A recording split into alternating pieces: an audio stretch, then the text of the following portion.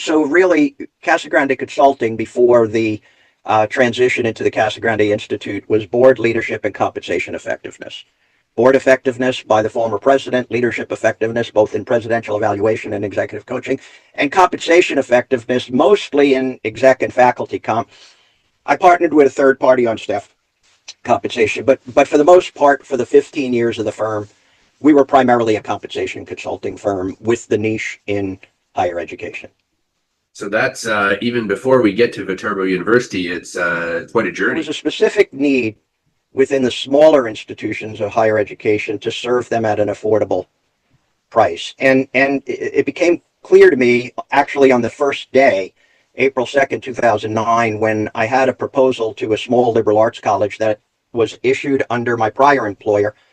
And I wanted to make sure with them it was okay to follow up. And they released me from any non-compete and non-solicitation requirements for that and allowed me to call. I called the chief academic officer.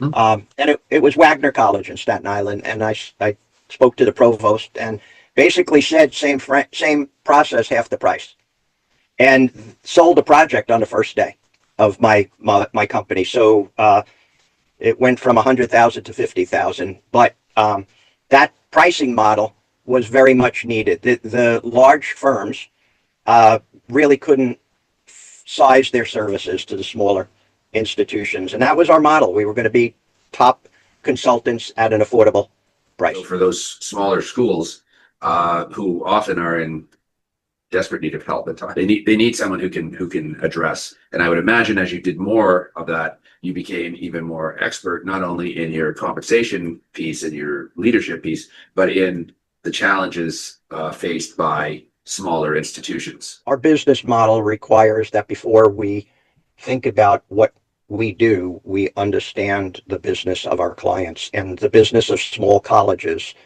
is a really unique and challenging sector. And all too often, some of the other service providers come in with a template version of how to do things that's not really right-sized to the institution.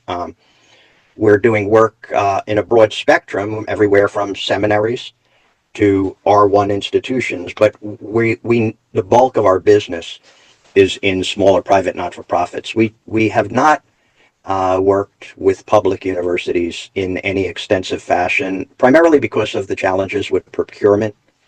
And they are unique cultures and environments, and there's plenty of folks available that are providing them and interested in them. There was really this abandoned sector. And later when we talk about the reason for the donation, I can explain more